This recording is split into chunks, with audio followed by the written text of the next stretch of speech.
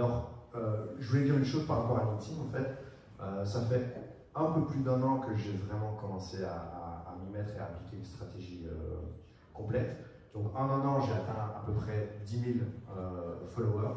Je pensais les avoir atteints pour aujourd'hui, mais ce ne sera pas le cas, ce sera dans quelques jours. Je fais à peu près 2 millions de vues de mes publications en un an.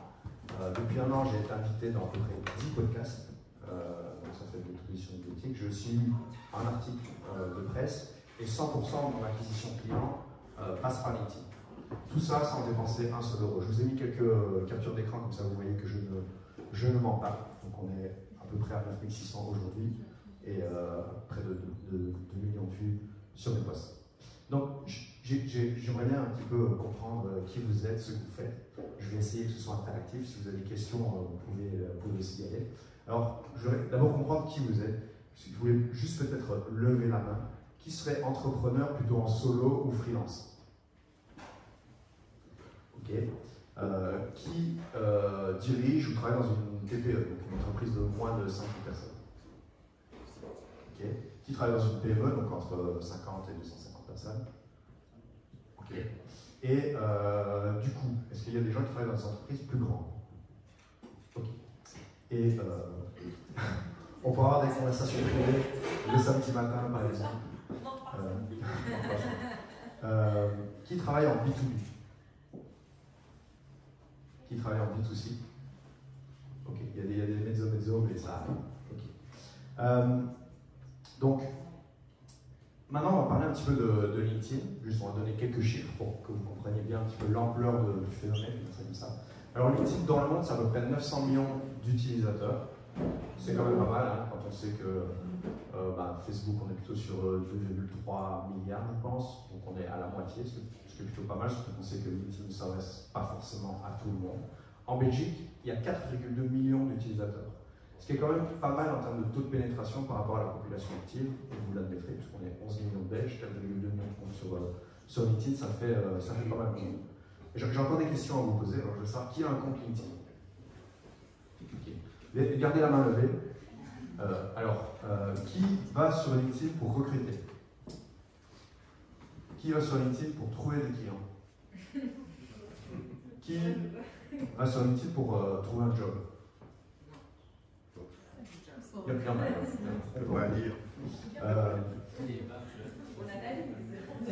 qui utilise LinkedIn pour générer de la visibilité pour lui, pour son entreprise, elle ou son entreprise?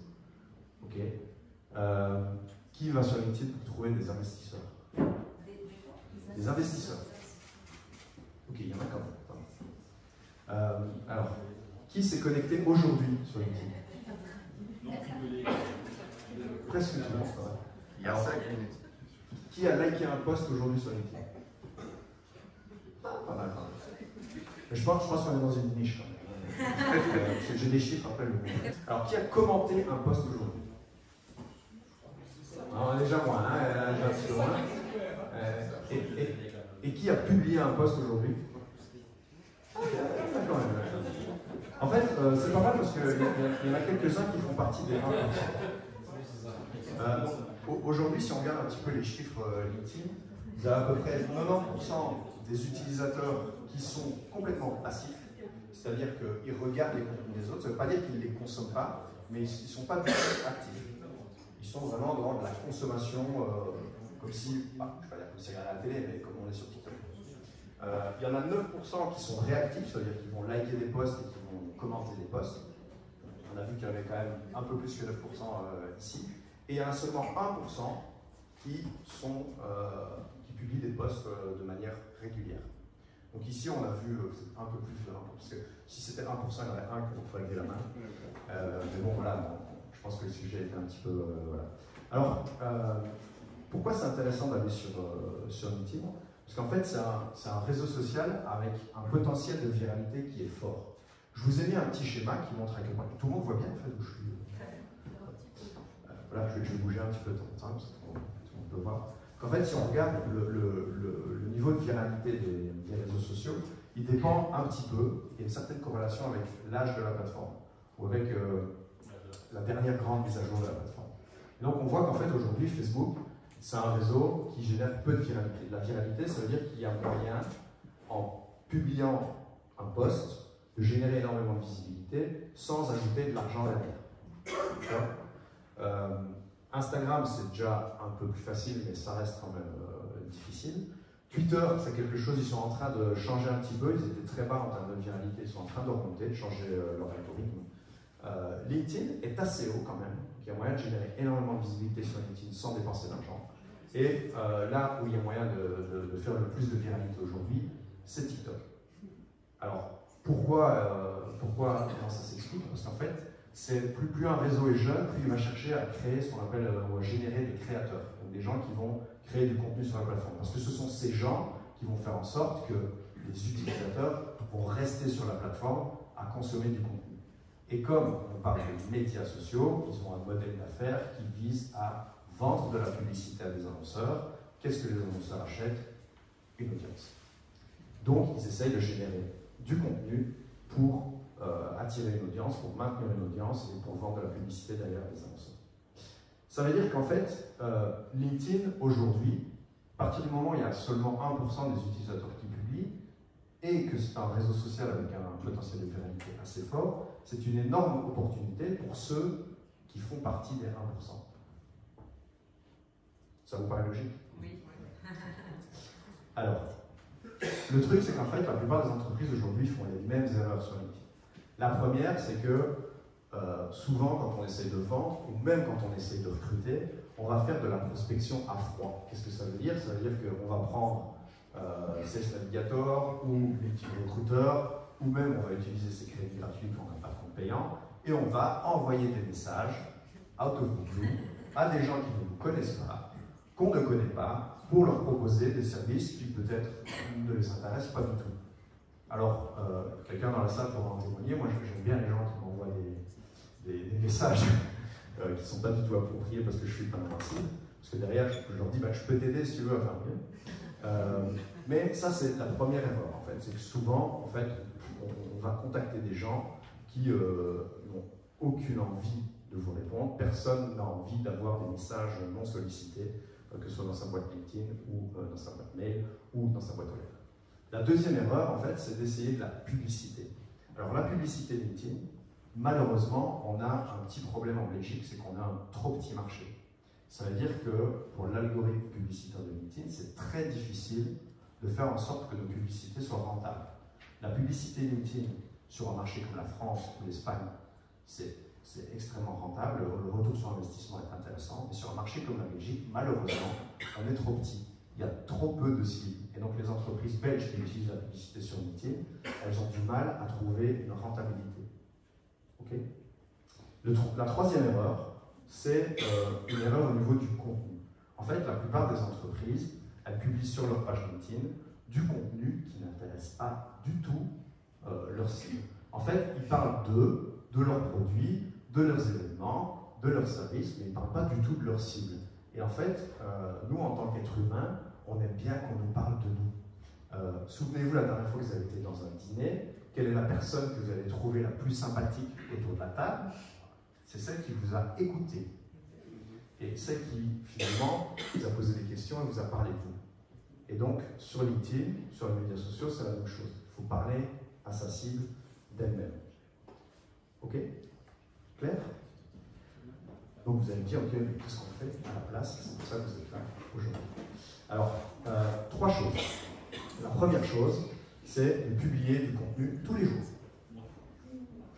La deuxième chose, c'est d'éduquer sa cible, c'est-à-dire de prendre une posture d'enseignant, d'expliquer son métier, d'expliquer ce qu'on fait et de laisser les gens consommer votre contenu pour finalement acquérir les mêmes compétences que vous. Ça vous donne une crédibilité énorme. Puis en fait, vous devenez, grâce à ça, la référence de votre domaine. La troisième chose, c'est de créer une communauté. Alors, là, je sais bien, vous allez me dire, j'ai pas le temps. Parce que publier du contenu sur LinkedIn, c'est vrai, Jérôme, ça prend du temps. Non? Alex, pourquoi tu arrêtes de temps en temps? Ça prend du temps. La deuxième chose, en fait, que j'entends, c'est, mais j'ai pas d'idée, je vais parler de quoi, j'ai aucun sujet, de quoi je vais pouvoir parler. La troisième, c'est, je sais pas écrire, en fait. Je ne sais pas rédiger du contenu. Mais on a tous été à l'école, on nous a appris des trucs qui ne sont pas valables à l'école en français sur LinkedIn, mais in fine, on sait tous écrire. La quatrième, c'est je ne suis pas crédible. Les gens ne vont pas penser que moi, je suis le leader d'opinion sur ce sujet, je n'ai pas la crédibilité nécessaire pour publier sur ce contenu. C'est pas toujours vrai, c'est souvent faux en fait. Et il y a des trucs en fait, des manières de s'exprimer qui permettent de lutter contre ce fameux syndrome de l'imposteur. La cinquième chose, c'est et si on pique mes idées? Ça, c'est plutôt l'entrepreneur qui dit et si je raconte tous mes trucs de comment je fais mes affaires à mes clients, ben, en fait, ils vont le faire eux-mêmes et ils ne vont pas acheter mes services ou mes produits. Alors, on peut comprendre ça, mais en fait, la vérité, c'est que si on regarde aujourd'hui sur Internet, le contenu que vous avez publié, en fait, il n'est certainement pas exceptionnel, c'est-à-dire qu'il y a certainement d'autres gens qui ont déjà publié les mêmes choses quelque part sur Internet. Ça veut dire que ce contenu, il était déjà là il y a 5 ans, il sera toujours là dans 5 ans, il est là aujourd'hui, et donc, s'ils veulent se servir, ils se servent ailleurs. Et la grosse différence, en fait, c'est que quand vous allez éduquer votre marché, votre cible, vous allez finalement vous crédibiliser sur une compétence. Une fois que vous avez fait ça, et que vous avez quelqu'un en face de vous, et qui vous dit, mais en fait, si je pourrais me former tout seul sur Internet, bah oui, et là vous pourrez lui répondre, en fait, ça fait 5 ans que tout est disponible sur Internet, pourquoi tu ne l'as pas fait? Pourquoi on n'a pas le même niveau, nous, aujourd'hui? Donc ça, c'est un petit peu l'objection, entre guillemets, la manière dont on peut contrer cette objection. Mais aujourd'hui, en fait, il ne faut pas quelqu'un qui vous piquerait vos idées, en fait, il piquerait celles des autres qui sont sur d'autres canaux. Donc ne vous inquiétez pas, c'est juste quelqu'un qui n'est pas dans votre cible, et il faut accepter que tout le monde n'est pas dans sa cible. Moi, je sais bien, j'ai presque 10 000 followers, j'ai pas 10 000 clients. Donc, voilà. Par contre, 10 000 followers, ça crédibilise pour les quelques clients. Le cinquième et le dernier, c'est et si on se foutait de ma gueule? Il y a une variante aussi, c'est quand on est employé, c'est qu'est-ce que va penser le patron, qu'est-ce que va penser l'entreprise, et donc je me tais. C'est la raison principale pour laquelle il y a 90% de gens qui ne font rien sur LinkedIn et qui ne réagissent pas, ne like pas parce qu'ils ne veulent pas exprimer leurs opinions face à leur patron. C'est clair que quand on commence à publier sur LinkedIn, on peut avoir des remarques des copains ou des collègues qui disent ça devient gênant. Là. Ça arrive, hein, ça ne m'est pas forcément arrivé, mais je connais plein de gens à qui ça arrivé. Et in fine, quand on arrive à construire une audience, une crédibilité sur quelques mois, les gens se taisent. Ils vous demandent comment vous faites et plus moquez-vous. Donc maintenant, je vais vous expliquer un petit peu plus concrètement comment on peut faire. Donc, j'ai pas de tabou. Donc si vous avez des questions très précises, très concrètes, n'hésitez pas. Hein, c'est gratuit, ça va vous. N'hésitez pas. Donc je vais passer sur 7 étapes pour devenir incontournable sur LinkedIn. Alors la première, c'est de clarifier ses objectifs. On a parlé tout à l'heure, soit c'est recruter, soit c'est vendre ses services, parfois c'est de la notoriété. Il y a certains entrepreneurs, en fait, ils ont un certain niveau de succès, ils n'ont pas besoin de trouver des clients, de recruter, ils n'ont pas besoin de ça. Parfois, ça vient, c'est pour l'ego. Et il n'y a pas de problème avec ça. Il y a des gens qui le font pour l'ego, moi j'ai aucun souci. Ça peut être aussi de trouver des investisseurs. On en a parlé tout à l'heure, parce que ça marche, ça crédibilise. Deuxième chose, c'est de devenir un expert de sa cible et de ses problèmes, pas un expert de sa compétence. Donc en fait, aujourd'hui, il y a pas mal de choses qui sont disponibles, pas mal de méthodes qui permettent en fait de bien connaître sa cible. En fait, si vous voulez éduquer votre marché, vous devez leur apprendre à régler les problèmes qu'ils rencontrent et les problèmes que finalement votre offre ou votre proposition de service ou votre proposition de valeur permet de tacler pour vos clients. Moi, je vous présente un petit outil que j'aime bien. Ça s'appelle l'Empathy Map. Ça permet en fait, sur base d'une interview client qualitative, pas d'un formulaire en ligne, même si on peut commencer par là, de parler à vos clients, de leur poser des questions et d'essayer de bien comprendre finalement quelles sont les problématiques. Qu'est-ce qu'ils n'arrivent pas à faire, qu'est-ce qui les bloque, qu'est-ce qu'ils pensent, quelles sont les alternatives à votre solution, etc. Tout ça, ce sont des choses qui vont vous donner énormément d'informations sur comment améliorer votre offre, votre proposition de valeur, mais aussi comment créer du contenu et quel contenu créer. On parlait tout à l'heure, c'est difficile d'avoir des idées, mais si les gens vous disent comment on fait pour créer une page Facebook en multilingue, bah, vous faites un petit carousel ou un petit contenu qui explique comment créer une page de contenu en multilingue, parce que si on vous pose la question, c'est un signe qu'il y a un intérêt, et si quelqu'un vous pose la question, c'est un signe que derrière, il y a au moins 100 personnes qui sont intéressées par ce sujet. Un élément que je trouve important quand on parle de connaître sa cible, qui connaît la notion de persona, okay, la notion de Ideal Customer Profile. Okay. Donc pour les autres, Ideal Customer Profile, c'est finalement la carte d'identité d'une entreprise. Donc on est plutôt en B2B, c'est-à-dire que un client idéal, par exemple, c'est une PME active dans le secteur de l'immobilier en Belgique, qui est uniquement francophone et qui fait un chiffre d'affaires d'au moins 600 000 € par an. Ça, c'est un ICP. Ensuite, on a la notion de persona. La notion de persona, ça se référence plutôt à une personne. Une personne, ça va être au sein d'un ICP, quel est le directeur de l'agence, par exemple, lui, ça va être le persona. Et donc là, on va aller sur c'est quoi son job, c'est quoi son niveau de revenu, quel sport il aime, quel contenu il aime, quel média il consomme, etc., etc. Ça, ce sont des informations par rapport au persona. Ce sont des informations qui sont plutôt d'ordre démographique. On va parler d'âge, on va parler de niveau d'études, de niveau de salaire, etc. Mais il y a une chose que je voudrais que vous compreniez, c'est la différence entre des critères démographiques et des critères psychographiques. Si on regarde le prince Charles, enfin le roi Charles, et Ozzy Osbourne, en fait, d'un point de vue démographique, ce sont exactement les mêmes personnes. Donc, ils ont tous les deux, sont nés en 48, en Angleterre, ils ont 2 enfants, ils ont des chiens, ils sont riches et ils partent en vacances dans les Alpes. Mais d'un point de vue purement psychographique, je pense que ces 2 personnes n'ont absolument pas les mêmes intérêts. Et donc, il faut essayer de comprendre, finalement, chez vos clients, dans votre cible, quels sont ces critères psychographiques, ces motivations, finalement. Et là, il y en a 3. Il y a ce qu'on appelle les besoins fonctionnels, qu'est-ce qu'ils doivent atteindre, et peut-être grâce à quel résultat ils doivent atteindre, peut-être grâce à votre solution. Les besoins émotionnels, c'est-à-dire comment est-ce qu'ils doivent se sentir, comment est-ce qu'ils veulent se sentir. Par exemple, je veux être peinard, je ne veux plus qu'on m'appelle le soir parce qu'il y a telle ou telle chose qui ne fonctionne pas au boulot et que pour demain matin ça doit être réglé. Et des critères qu'on appelle de reconnaissance sociale. La reconnaissance sociale, c'est la raison principale pour laquelle les gens achètent des Porsche. C'est-à-dire que le besoin fonctionnel d'une Porsche, c'est je vais d'un point A à un point B. Par contre, le besoin émotionnel lié à une Porsche, c'est plutôt, en fait, j'aime bien cette sensation de vitesse, les voitures sportives, ça me ressemble, etc. Et les critères de reconnaissance sociale, en fait, c'est putain, quand je suis au feu rouge, j'ai comme envie que les gens me regardent et disent putain, celui-là, la possible.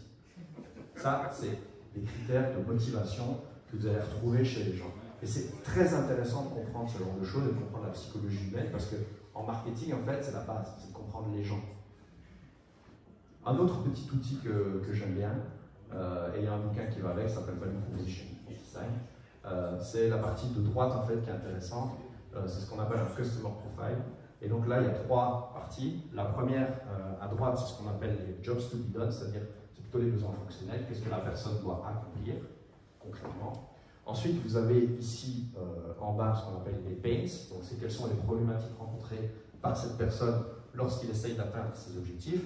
Et là au-dessus, on a ce qu'on appelle les gains, c'est-à-dire quels sont les bénéfices complémentaires que la personne peut espérer atteindre ou voudrait atteindre en faisant son travail, ses tâches.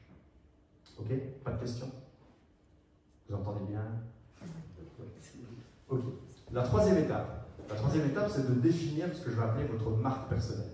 Donc ici, on va plutôt parler d'utiliser LinkedIn en tant que personne, même si derrière, vous pouvez utiliser LinkedIn dans un but commercial pour votre entreprise, pour votre marque, votre organisation.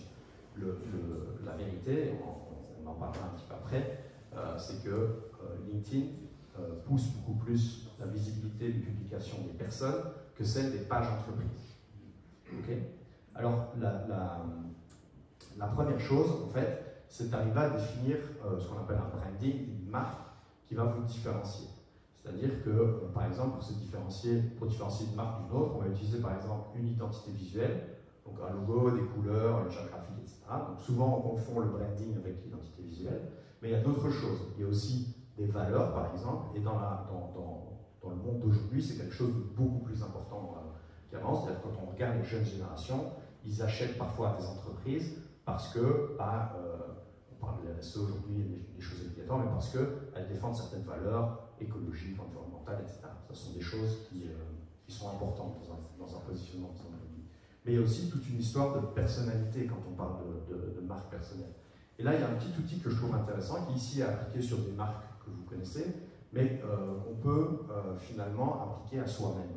Et ça va définir quelque part votre tonalité de marque, la manière dont vous, en tant que marque, parce que votre marque personnelle, ce n'est pas votre personne, hein, vous allez choisir les éléments de vous-même que vous allez exposer ou pas, vous allez vous positionner. Donc ici, si on regarde par exemple sur la deuxième ligne, vous avez le slider, est-ce que je suis sérieux ou est-ce que je suis plutôt de l'ordre jouet? En fait, dans l'informatique, vous avez SAP, qui est très sérieux comme marque, hein, d'ailleurs le bleu est une couleur associée à la force, et vous avez Google qui est plutôt playful, comme on dit ici, avec un logo multicolore, etc. Et donc, en fait, quand vous regardez une interface de SAP ou quand vous regardez une interface de Google, ben, vous avez ce trait de personnalité qui va ressortir. Il faut définir pour vous-même ce type d'élément pour votre marque sur la manière dont vous allez vous exprimer. Quatrième étape, c'est beaucoup plus concret, mais on va optimiser son profil en fonction de ses objectifs. Et il y a une chose qu'il faut bien comprendre, c'est que LinkedIn, c'est un réseau social, mais c'est aussi un moteur de recherche.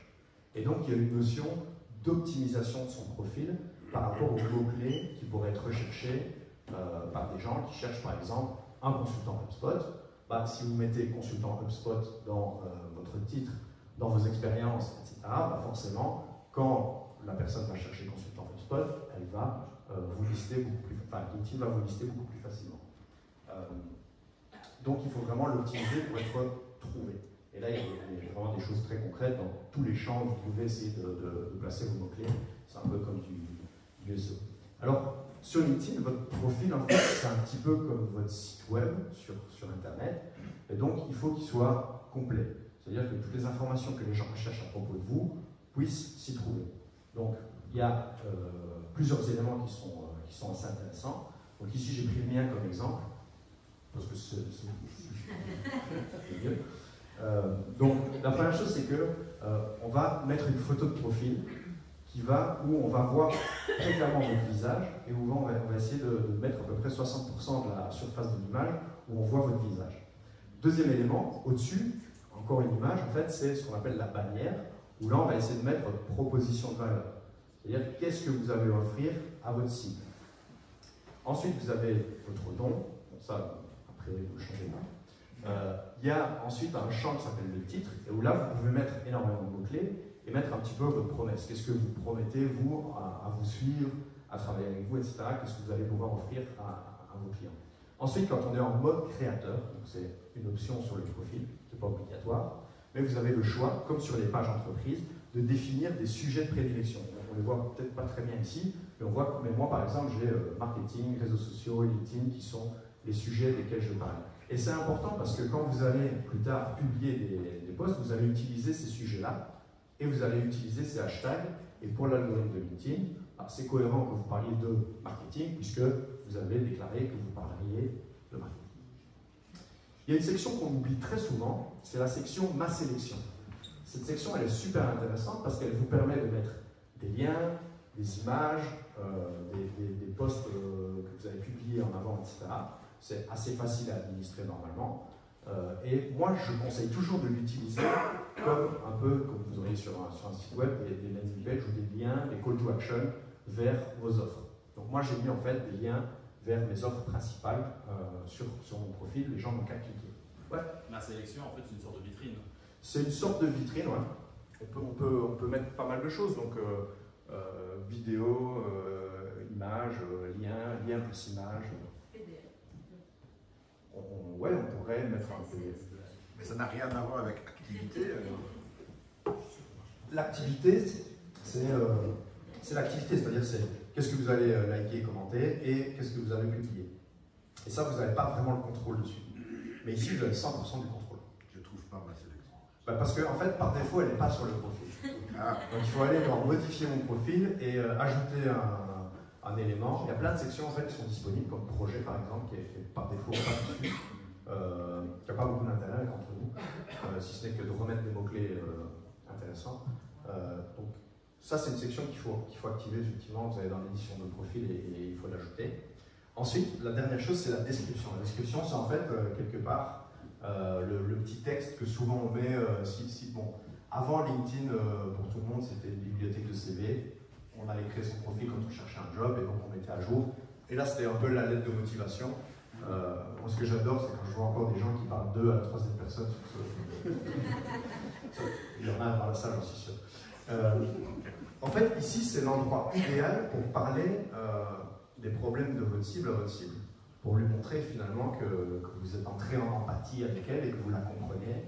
Et que finalement, vous êtes crédible aussi pour répondre à ces problèmes. Ah ouais, un autre élément que j'ai oublié, pardon, que je n'ai pas affiché sur le slide, c'est les éléments de preuve sociale. Est-ce que quelqu'un sait ce que c'est la preuve sociale? Ouais, ou la street cred en langage de jeunes. Donc en fait, il y a plusieurs éléments qui peuvent constituer la preuve sociale. La preuve sociale, ce sont des éléments qui ne sont pas à l'origine de vous-même, mais qui sont à l'origine d'autres, qui démontrent en fait votre crédibilité. Donc par exemple, le nombre d'abonnés, ça peut être un élément en fait. Ouais, il y a 10 000 abonnés, okay, s'il y a autant de gens qui le suivent, c'est que ça doit être intéressant, donc je vais le suivre. Il y a aussi tout ce qui est un témoignage client, en fait, en marketing ou en communication, de manière assez traditionnelle. On utilise souvent sur ce site internet et dans cette brochure des témoignages clients. Sur LinkedIn, vous avez la fonction de recommandation qui vous permet de demander à des collègues, n'importe qui, à des clients, à des fournisseurs, de faire une recommandation. La bonne pratique, le petit axe, c'est aussi de leur demander de mettre les mots-clés sur lesquels vous voulez les positionner dans ces recommandations. Comme ça, quand le moteur de recherche est utilisé, en fait, ça fait des éléments complémentaires. Et donc, ça, c'est un élément assez important. Donc, quand vous avez des clients satisfaits, demandez-leur une recommandation sur votre profil. Vous allez sur recommandations, solliciter une recommandation, sélectionner la personne, un petit message. La plupart des gens qui sont satisfaits de vos services vont vous dire oui. Alors, le cinquième point, c'est de bien comprendre, avant de se mettre à publier du contenu, comment fonctionne l'algorithme de LinkedIn. L'algorithme qui décide ce que les gens voient dans leur fil d'actualité. Okay, tout le monde sait ce que c'est un algorithme? N'ayez pas peur hein, si vous ne savez pas. Donc, ce petit programme informatique qui permet de définir des règles, comment il fonctionne? Alors, la première chose à dire, c'est qu'il fonctionne dans l'intérêt des business models et des revenus de LinkedIn. Donc LinkedIn, pour ceux qui ne savent pas, a été racheté par Microsoft il y a quelques années. Donc Microsoft est une entreprise qui aime bien gagner beaucoup d'argent, comme beaucoup d'entreprises. Et donc ils travaillent dans l'intérêt des business models. Et comme je vous l'ai dit tout à l'heure, un réseau social, c'est aussi un média social. Et donc ils vendent de la publicité. LinkedIn a aussi cette particularité de vendre des placements d'annonces d'emploi. C'est d'ailleurs sa plus grosse part de revenus encore aujourd'hui.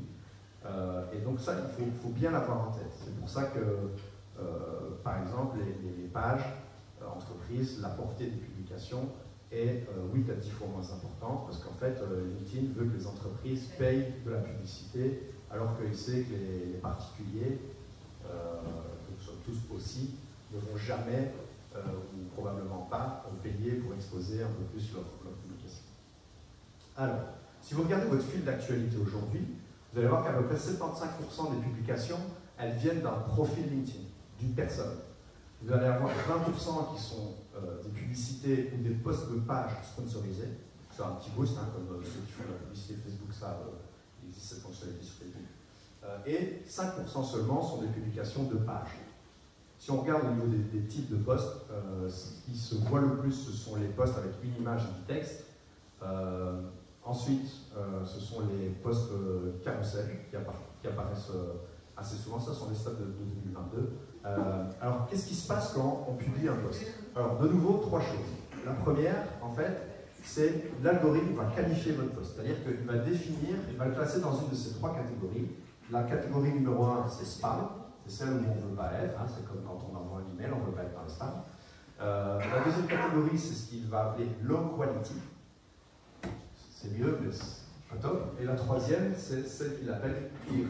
Clear, ça veut dire, ok, le post est clair, il est propre, je peux l'exposer suffisamment à ce genre de personnes. Alors comment il va définir ça? En fait, il va regarder pas mal de choses. Il va regarder par exemple, si vous avez mis trop de hashtags.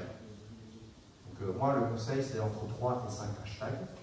Des hashtags qui sont des mots qui se retrouvent dans votre texte. Et pas remplir votre texte de hashtags à chaque fois que vous voulez. Donc on n'est pas sur Instagram, on n'est pas sur TikTok, on limite le nombre de hashtags. Et il faut des hashtags pertinents avec ce que vous avez indiqué dans votre profil et ce qu'il y a dans votre publication.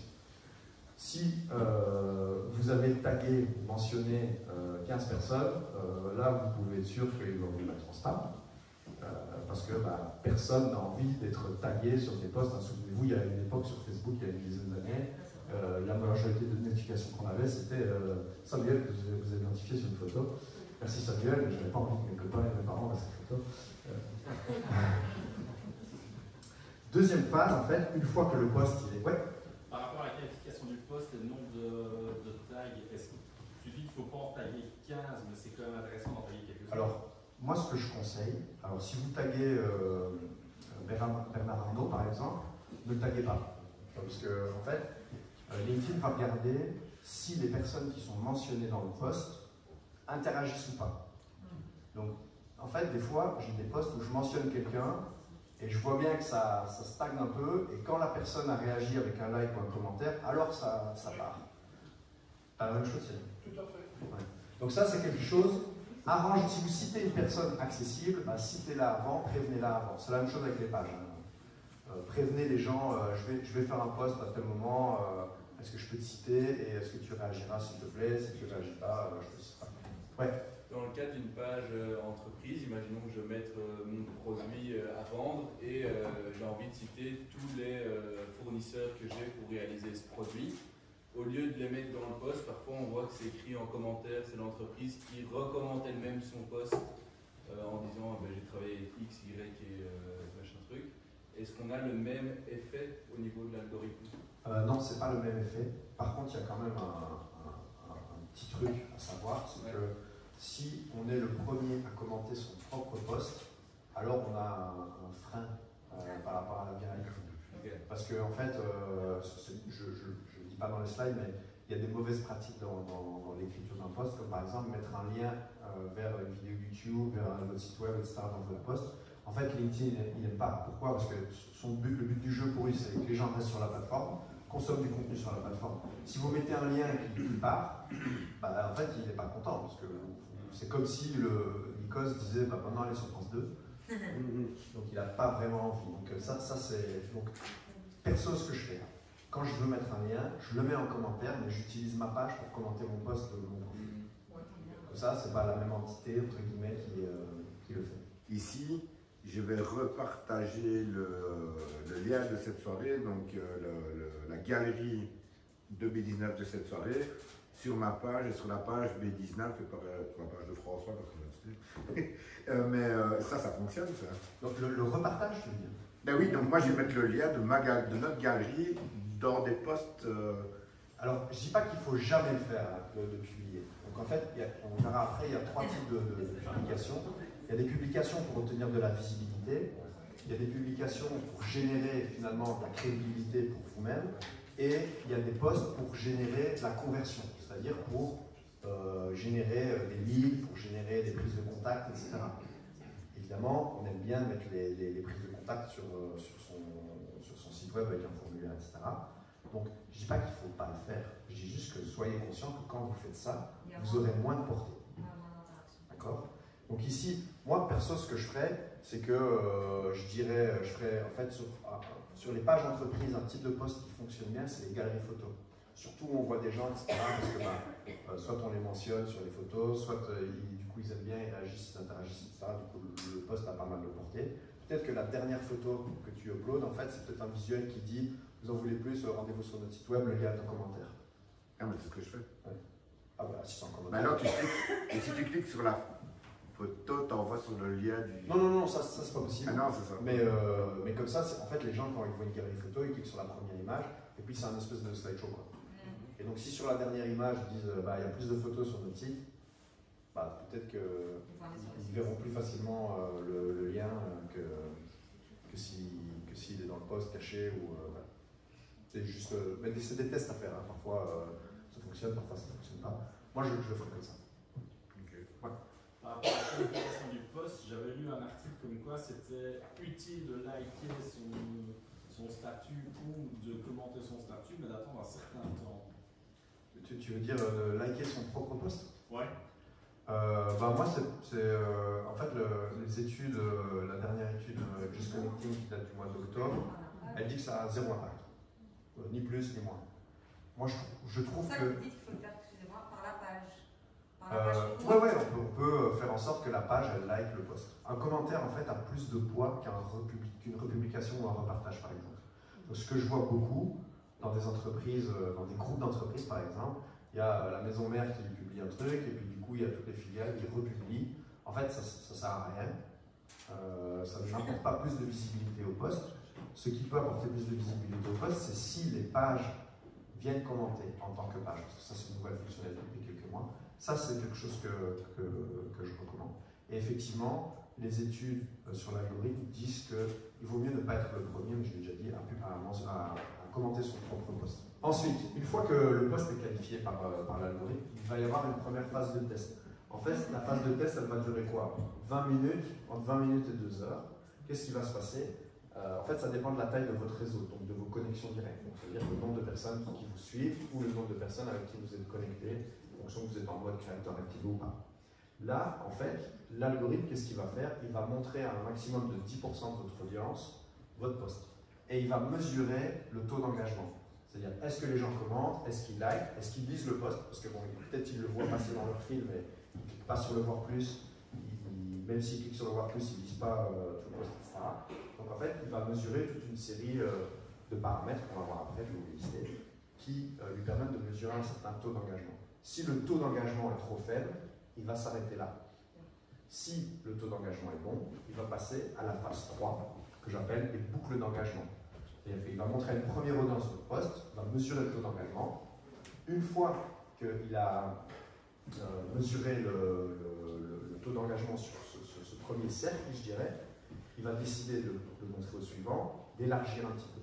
C'est comme ça que vous pouvez avoir des gens qui ne sont pas dans votre cercle, qui sont dans le niveau 2, puis dans le niveau 3, dans le niveau 3 et plus, qui voient vos publications.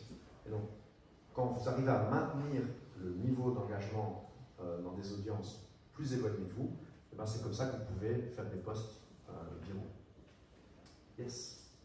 Une idée des critères du premier cercle. Les critères de sélection.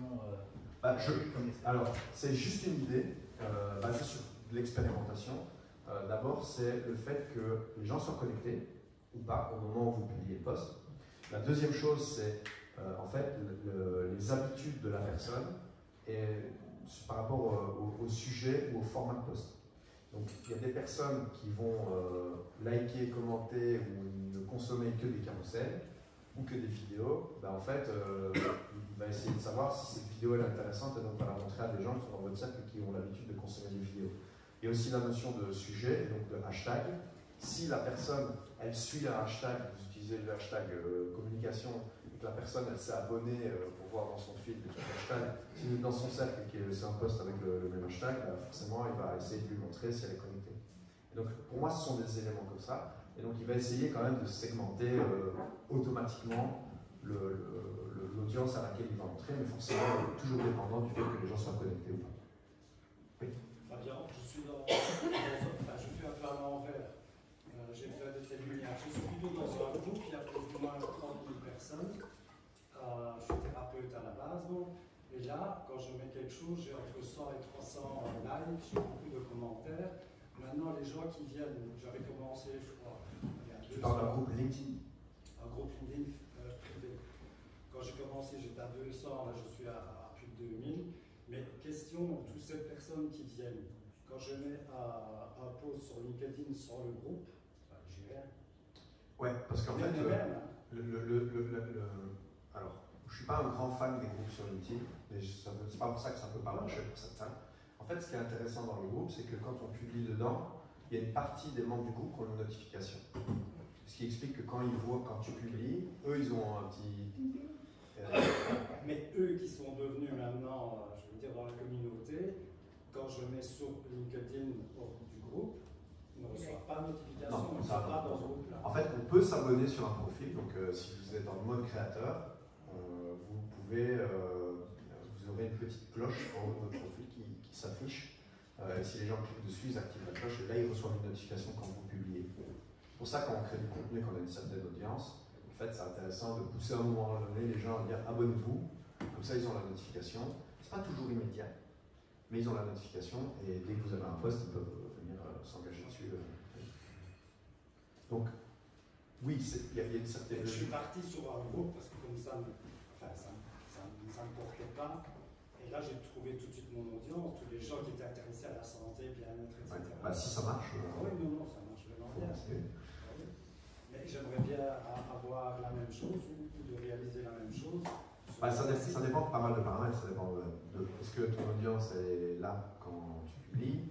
Est-ce que, est-ce que toi, tu es actif sur LinkedIn quand tu publies? Parce que ça, c'est une erreur qu'on voit souvent, c'est je publie mon post, je ferme la porte, je m'en vais. En fait, ça marche pas. Sur tous les réseaux sociaux, c'est pareil, sur Instagram aussi. Si vous publiez, en fait, il faut activer un petit peu avant, il faut activer un petit peu après, il faut commenter les posts des autres, il faut liker un petit peu, il faut vraiment montrer que vous êtes un utilisateur actif, pas seulement juste quelqu'un qui vient envoyer une fléchette et essayer d'espérer que ça touche quelqu'un. Non, quand je mets beaucoup de valeur à chaque fois, c'est pour ça que j'ai beaucoup de... j'ai un bon retour en clientèle aussi grâce à ça. Bah, il faut continuer. Ah, Ouais, tu avais une autre question là? Du coup, les heures de publication d'après vous, parce qu'on sait que sur Facebook, Insta, etc., il y a des heures qui sont... Toi, tu n'as pas lu mon post de... Non, je ne l'ai pas lu, je suis désolée, je n'ai pas eu le temps de lire. C'est exactement le sujet, je vais faire la même réponse. Pardon. Non, c'est pas grave. Donc en fait, il y a effectivement il y a des jours où il y a plus de gens connectés et il y a des heures où il y a plus de gens connectés. Ouais. Alors les meilleurs créneaux, là où il y a plus de personnes connectées, ne note pas tout de suite. C'est le mardi et le jeudi entre 8h et 10h. Ok? Mais la réalité, c'est que ce n'est pas forcément le meilleur créneau pour vous. Pourquoi? Parce que comme je viens de le dire, en fait, le meilleur créneau, c'est celui où vous êtes disponible pour être actif sur la plateforme. Pour aller commenter un petit peu les posts des autres avant, pour aller commenter un petit peu les posts des autres après, pour répondre aux commentaires, en posant des questions pour susciter de nouveaux commentaires, générer une espèce de boucle d'engagement positif qui va générer de la visibilité. Merci. Voilà. Et qu'est-ce que tu penses? Il y a ici, il y a le dimanche matin, moi, la com ici des 19 Bruxelles, ils sont là, il faut publier le dimanche avant 10h. Bah, bien sûr, je ne suis pas apte à faire ça. Moi, si je suis toujours Oui. Alors, moi, je le fais souvent, le dimanche matin, Ah ouais. parce que j'amène mon gamin à un cours de piscine et je ne peux pas regarder, c'est la règle. Donc, je suis obligé d'aller attendre une demi-heure dans ma bagnole, donc j'en profite. Mais en fait, ce qui est intéressant dans le fait de publier le soir ou le week-end à des moments où il y a moins d'audience, c'est qu'en fait, il y a aussi moins de... C'est la loi de l'offre et la demande. En fait, quand vous publiez le mardi matin à 8h, en fait, il y a 90% des créateurs qui publient le mardi matin à 8h. Donc vous êtes en concurrence avec... vous avez d'énormes concurrences. Alors que quand vous publiez le dimanche matin, il y a peut-être beaucoup moins de monde qui est connecté, mais il y a aussi beaucoup moins de créateurs qui sont là et qui publient à ce moment-là. Et donc vous prenez finalement une place et vous pouvez... Moi j'ai parfois des posts qui font plus de vues le samedi après-midi ou le dimanche matin que le mardi matin. Bah, comment on fait pour que ça marche? J'ai essayé d'en faire une fois le dimanche matin ou samedi après-midi, bah, ça vide en termes de statistiques. Hein. Alors c'est possible aussi ça. Il y a toute une série de choses. Il y a énormément de critères. Tu vois. Si ton audience n'est pas connectée, si ta communauté n'est pas connectée, parce qu'en fait, il y a aussi une différence entre une audience et une communauté. Ma communauté, ce sont les 15 personnes, 20 personnes qui vont de manière systématique liker mes posts, commenter mes posts sur lesquels je vais faire la même chose. Ça, c'est une communauté. En fait, c'est parfois des concurrents, mais on s'entraide parce qu'on n'est pas exactement sur les mêmes marchés. Alors que si tu n'as pas, si tu as une audience mais que tu n'as pas de communauté, et en fait, c'est un job, quoi. Il faut aller interagir sur les publications des autres, et ça fait partie de la méthode. Si on ne fait pas ça, ça ne marche pas. Ouais. Il y a juste Samuel qui voulait poser une question. Non, je me demandais si, comme sur YouTube ou Google, justement, il y a des domaines, parce que le monsieur disait qu'il était thérapeute, c'est ça? Et nous, dans notre secteur, sur Google, par exemple, le médical, c'est la merde, en fait, parce que du coup, Google fait très attention à ne pas publier des choses qui seraient fausses, et alors tout ce qui est aussi générer de l'argent facilement, par exemple, l'algorithme va beaucoup plus vite punir ce genre de thèmes. Est-ce qu'il y a des thèmes aussi Alors, apparemment, il ne faut pas parler de Bernard Arnault. Mais je pense qu'il y a beaucoup moins ce problème sur LinkedIn parce qu'on est dans un truc où déjà tout le monde a son prénom. On est dans un écosystème beaucoup plus B2B. Et en fait, les arnaques en ligne sont souvent quand même destinées aux consommateurs. Donc, il y a certaines, en fait, il y a aussi des fonctionnalités de je veux reporter un post, dire que ça va pas, que c'est du spam, que tchic-tchac. Ça, c'est possible. Et si vous êtes signalé par d'autres utilisateurs, oui, ça peut arriver. Donc, il y a forcément des sujets, mais il y a des gens qui parlent de politique, de plus en plus même. Et je ne vois pas de problématique par rapport à ça. Forcément, il y a une certaine modération, mais je n'ai pas l'impression que c'est un problème important sur LinkedIn. Moi, j'ai une petite question sur la longueur des posts. Est-ce que tu as trouvé un peu qu'est-ce qui marche le mieux? Parce que je t'avoue, ça m'est déjà arrivé avec tes posts. Des fois, la phrase d'accroche est sympa, et puis il y a story time, et puis il y a une grosse patate, et puis là, pas envie de la lire. Merci. Enfin voilà, je me suis toujours posé la question, est-ce qu'il y a un certain équilibre? Je pense que l'équilibre, il est plutôt dans, quand on parlait de définir votre marque personnelle, votre tonalité, votre style. En fait, quand vous sortez de périmètre communicationnel, comme dit la vidéo, eh ben, vous exposez en fait à un flop. Mais par contre, la longueur des posts, en fait, je dirais qu'il faut alterner les posts longs et les posts courts. En fait, il ne faut pas faire le post long pour être long ou court pour être court. Moi, j'ai parfois, je fais des petites blagues, ceux qui suivent le savent. Je fais genre, faut-il publier le samedi soir sur LinkedIn? On ne voit pas la réponse, il faut cliquer sur voir plus, et puis je vous dirai demain matin. Et je fais 6 000 vues, 10 000 vues sur des posts comme ça. Et voilà, après, je ne fais pas que ça, parce qu'il n'y a aucune valeur, parce que c'est juste pour faire rire les gens. Mais les posts longs ont l'avantage que si les gens les lisent, il y a un des critères de l'algorithme qui est ce qu'on appelle le dwell time, c'est-à-dire le temps passé sur la publication. Alors, les critères dans l'ordre de préférence de l'algorithme, c'est 1, les commentaires. Inclut la qualité, ça veut dire quoi? Ça veut dire qu'un commentaire super post, ça a moins de valeur qu'un commentaire « Ah, merci pour ton point de vue, je trouve intéressant, je rajouterai que... » Donc les commentaires de plus de 5 mots, généralement, ont plus de poids que les commentaires de 1 mot. Tout ce qui est réaction, c'est-à-dire les likes, les j'adore, les intéressants, enfin, les bravos, tout ça, ça a le même poids. Tout ce qui est dwell time, donc le temps passé. Les clics sur le voir plus. Un truc qu'on ne sait pas, c'est quand les gens cliquent sur les 3 petits points au-dessus du post, ils peuvent sauvegarder les posts. Sur Instagram, c'est un bouton direct, mais sur LinkedIn pas. Et ben, en fait, ça a de la valeur pour l'algorithme. Et puis tout ce qui est partage et publication, ça a de la valeur, ce sont des signes d'engagement. D'accord? Ok. Le 6e point, c'est d'élaborer une stratégie éditoriale. Là, on en a déjà parlé un petit peu. En fait, il y a 3 types de posts qu'il faut avoir, il y a 3 types de sujets. Des sujets top of the funnel, donc ça c'est vraiment du marketing. C'est des posts pour faire de la visibilité. On va choisir des sujets assez généralistes. L'environnement, le télétravail, les réunions hybrides, ça ce sont des sujets en fait qui intéressent tout le monde et tout le monde a un avis là-dessus. Et donc vous avez un potentiel de viralité plus important sur ces posts.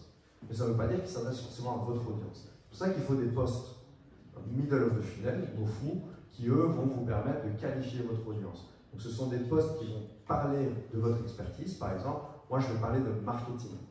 Okay, ça c'est mes posts, ça mes sujets middle of the funnel. Et ensuite, vous avez des posts qui sont plutôt des posts bottom of the funnel, qui visent plutôt à faire de la conversion, soit qu'on s'abonne à votre compte, soit qu'on aille sur votre site web, soit qu'on prenne contact avec vous, etc., qui sont vraiment des posts pour vendre. Et là, vous allez parler vraiment de votre sujet de niche. Donc moi, quand je fais des posts qui parlent de comment faire ceci ou comment faire cela sur LinkedIn, ce sont des sujets bottom of the funnel. Ok? Maximum 5 piliers de contenu. D'ailleurs, LinkedIn nous autorise en mode créateur à mettre 5 sujets. limitez-vous à ça, sinon en fait vous allez partir dans tous les sens, les gens ne vont plus comprendre qui vous êtes, de quoi vous parlez, etc. Donc pas encore non plus de se répéter, mais vraiment essayer d'avoir ces éléments. Il y a un élément important dans une stratégie éditoriale, au-delà des sujets ou des piliers de contenu, c'est la fréquence. Sur tous les réseaux sociaux, la règle est la même, la régularité, il n'y a que ça qui marche, il n'y a que ça qui paye.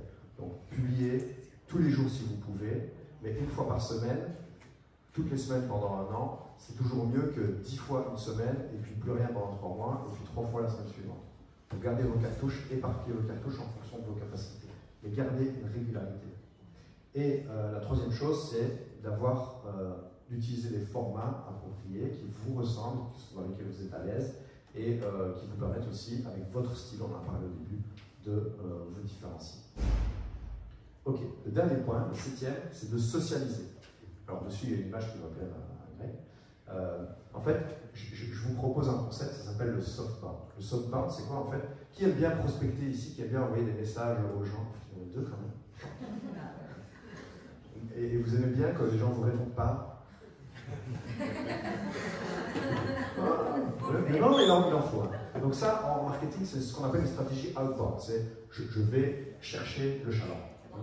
Ensuite, vous avez à l'opposé ce qu'on appelle la stratégie inbound, c'est je vais faire du SEO, donc je vais publier des articles intéressants sur mon site web pour être référencé par Google quand les gens tapent une recherche, je vais faire la même chose sur YouTube, je vais faire du contenu sur les réseaux sociaux comme je fais sur LinkedIn, etc. Ça, c'est de l'inbound. Donc ça, on fait venir les gens à soi par rapport au contenu qu'on produit. Et il y a un concept un petit peu in-between, c'est le softbound. C'est-à-dire qu'avec le softbound, en fait, vous allez, grâce à votre contenu, qualifier un petit peu les gens, mais ils n'osent pas toujours venir vous parler. Et donc, qu'est-ce que vous allez faire? Vous allez mettre en place une routine du style, moi, ce que je fais, je regarde les gens qui ont réagi à mon post, est-ce qu'ils sont dans ICP Persona? Oui, ok. Alors, est-ce qu'ils sont connectés à moi? Est-ce que c'est la première fois ou une des premières fois que je les vois publier ou liker mon post? Qu'est-ce que je fais? Je vais dans la messagerie, je dis salut, ici c'est qui? Salut Frédéric. Merci d'avoir commenté mon post. Pourquoi est-ce que tu l'as fait? Qu'est-ce qui t'a plu là-dedans, etc. Ça entame une conversation. Le but, c'est pas de vendre, c'est d'essayer de comprendre qui est la personne, quels sont ses besoins, qu'est-ce qu'il recherche. C'est du networking en ligne, c'est ce qu'on peut appeler parfois du social selling. Mais à un moment donné, l'idée n'est pas de vendre, c'est de s'intéresser à la personne, de comprendre ses problématiques. Et à un moment donné, si vous identifiez qu'il y a quelque chose que vous pouvez faire pour elle, eh ben, vous lui proposez un petit rendez-vous et vous discutez de ces problématiques plus en profondeur et vous présentez votre offre. Alors, en vrac, pour terminer, quelques petits conseils, il y en a peut-être que j'ai déjà dit. Donc, audience n'est pas communauté. Communauté, c'est les gens avec qui vous interagissez. Audience, c'est 90% des gens, c'est ceux qui voient vos posts mais ne réagissent pas. Alors, les 3 R, régularité, routine, résultat. Donc, il y a une question d'organisation. Il n'y a que la régularité et les routines qui vont vous permettre d'obtenir des résultats. Patience et longueur de temps font plus que force et du courage. Donc, ça veut dire que ça prend du temps. Je pense que quand j'ai commencé à publier, j'ai dû attendre peut-être, bon, ça a encore été assez vite qu'on m'a dit, mais 2 mois avant d'avoir ma première demande formelle pour juste une formation en marché. Ensuite, le 4e point, c'est apprendre des techniques de copywriting. Tout le monde sait ce que c'est le copywriting? Donc c'est écrire pour vendre. Faire en sorte que quand les gens lisent la première phrase, dans la deuxième, puis la troisième, etc., et jusqu'au bout, vous avez ce qu'on appelle un appel à l'action, qui est laisse un commentaire, bon anglais. Donc ça, ce sont des techniques d'écriture qui permettent en fait d'améliorer tous les critères qui font en sorte que l'algorithme va vous mettre en avant. Tu as un livre ou tu as une formation intéressante pour... oui, j'ai ma propre formation. Moi j'utilise principalement 2 frameworks. C'est le framework AIDA, qui est le classique du marketing. Donc AIDA, c'est attention, intérêt, désir, action. Et le framework de storytelling, c'est classique, qui reprend toute la même... Enfin, si vous regardez Star Wars, ça, situation initiale, présentation du héros, on ne sait pas encore que c'est le héros, un problème surgit, des péripéties, et puis le problème est réglé, et puis la nouvelle situation qui est bien meilleure que la précédente, qui sont des frameworks qui fonctionnent vraiment très très bien. Et alors, un dernier conseil, c'est que vous trouvez, si vous débutez en écriture, ce que j'appelle un copy buddy, c'est-à-dire quelqu'un qui va faire le trajet avec vous et qui va relire vos posts, pour lesquels vous allez relire ces posts, et vous échangez comme ça des retours avant public. Et alors, une dernière chose, et ça va faire plaisir à Julien, parce qu'il est pas au courant, c'est que j'offre 10% de réduction sur toutes mes prestations à ceux qui s'inscrivent aujourd'hui ou qui sont déjà inscrits. Voilà.